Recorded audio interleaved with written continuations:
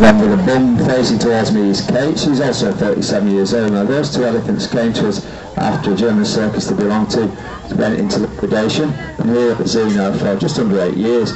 Now that was Indra and Marcel have been here for 8 years. Kate and Crumple have been here since they were about 2 years old after being orphaned in the wild, aged around 2. Indra and Marcel came to us after a German circus they belonged to went into liquidation. Been here around about 8 years now, settled into the zoo environment really well. Okay, I'm going to bring Indra onto the concrete area now.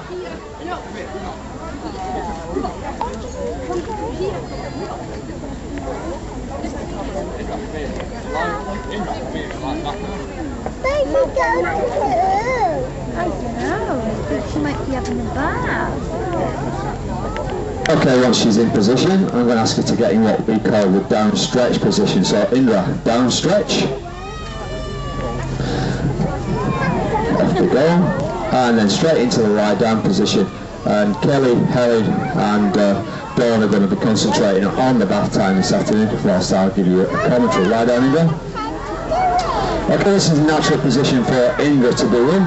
Elephants do sleep lying down and standing up. These elephants have access to both indoors and outdoors throughout the warmer months of the year, usually March through to November. So this is the second bath that Indra's had today. This is just for her benefit, as well as yourselves, to see the type of work we do with these elephants. The morning bath time we use a high power pressure hose, similar to the one you would get on a Gauge 4 coat. This helps to remove lots of dead skin and lots of dirt. Okay, I introduced the elephants to you briefly before, and you'll see that the elephants, three of the elephants certainly all on the far side of the paddock there, are having afternoon feed. Now this is just one of 8 to 12 feeds that the elephants will get in any one day. Fruit and vegetables, along with a concentrated pellet mix which contain all the vitamins and minerals the elephants need to stay healthy. We also like to give our elephants lots of branches. This helps to keep the teeth and the gums in good condition, which is particularly important for Crumple today, because Crumple has got a loose tooth, and we're expecting that tooth to drop out within the next couple of weeks. It's causing her a little bit of discomfort, nothing we're too concerned about. They say elephant's teeth in its lifetime, they'll have 6 sets of teeth. Each set contains 4 teeth, and the last set comes in around about the age of 40. So this is probably the last that's coming through. I do apologise for this. The last tooth that's coming through on Crumple, and so that'll last her till she's around about 60 to 70 years of age. Now you can see that Indra's quite relaxed in this position, so this is a normal position for an elephant to be in, although having said that, it's quite a vulnerable position, especially if this elephant was out in the wild. They are exposing the undercarriage of the elephant, where there's a nice soft belly that would be susceptible to tiger attacks over in Asia.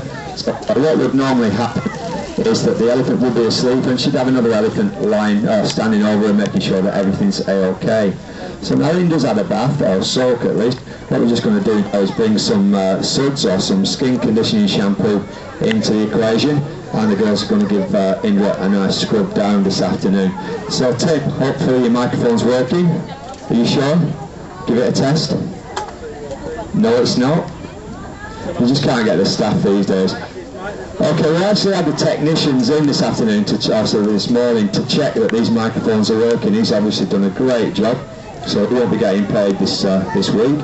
So it's left with Tim to just wander about amongst you, see if we can answer or get some questions off you. Stick your hands up if you've got any questions about the elephants, and he'll pass those on to me and I'll answer them to the best of my ability.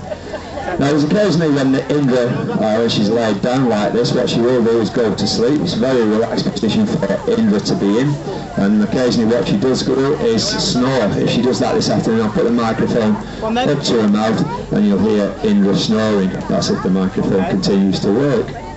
Why do elephants have to have a bath? Okay, why do elephants have to have a bath? Because if they didn't have a bath, just like you lot out there, if you didn't have a bath, there'd be an awful smell coming from the sitting area this afternoon. So elephants do, believe it or not, smell.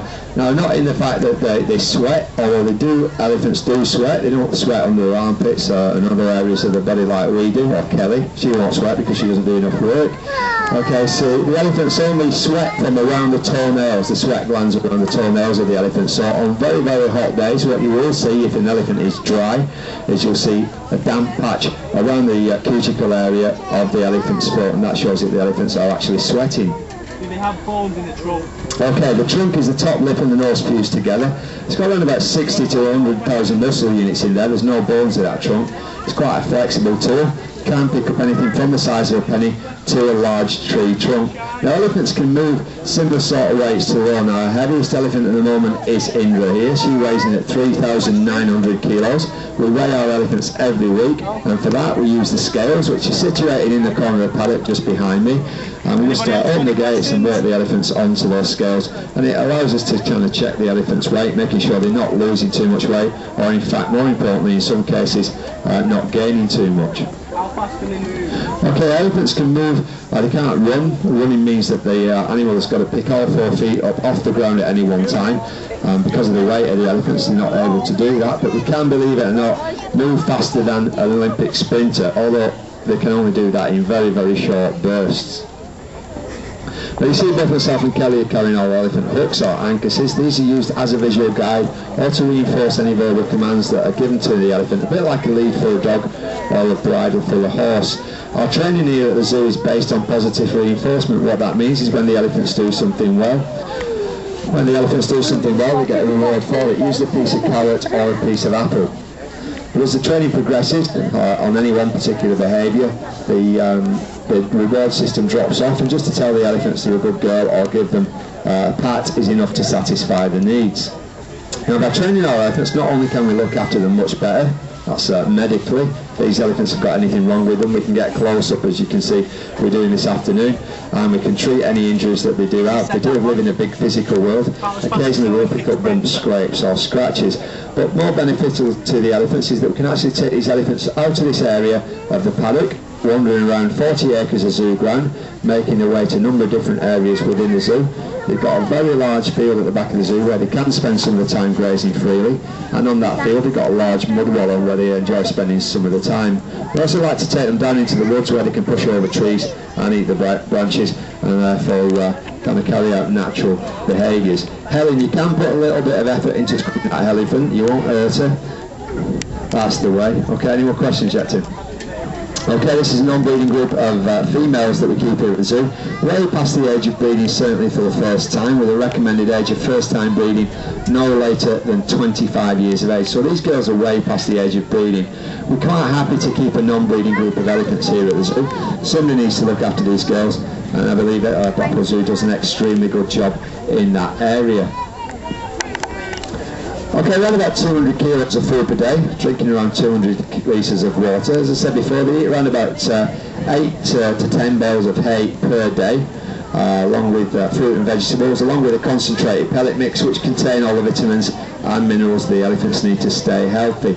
And we also like to give them lots of branches, as I said before, to help keep the teeth and the gums in good condition. Okay, the powder would kind of dry out. 2, it helps it to keep cool, and 3, it helps to keep any insects off the elephant's skin, which, as I said earlier, in places is a very delicate organ. Okay, what I'll do though is, at this point is just tell you about a couple of projects that we sponsor throughout the zoo. When you're walking around the zoo, you'll see there's a number of different collection points. The one that we concentrate on in particular is an elephant educational project which is based in Sri Lanka. It's called the Elephant Biodiversity and Elephant Conservation Trust, and what that does is that we raise money to actually send out to Sri Lanka to help with educational projects over there. It's a very worthwhile project. You'll see collection points in the viewing hut just to my right and also inside. Now, we recently went over to Sri Lanka, myself and one of our education officers went over to Sri Lanka to see how that project. We thought there was a sea lion actually out this morning, but it wasn't. It was Dawn. That's it. There you go. Okay, don't get them started, Dawn, please. Okay, again you see Indra that's throwing sand over herself. What we're going to do shortly is let the elephants back into the elephant house for one of their afternoon feeds.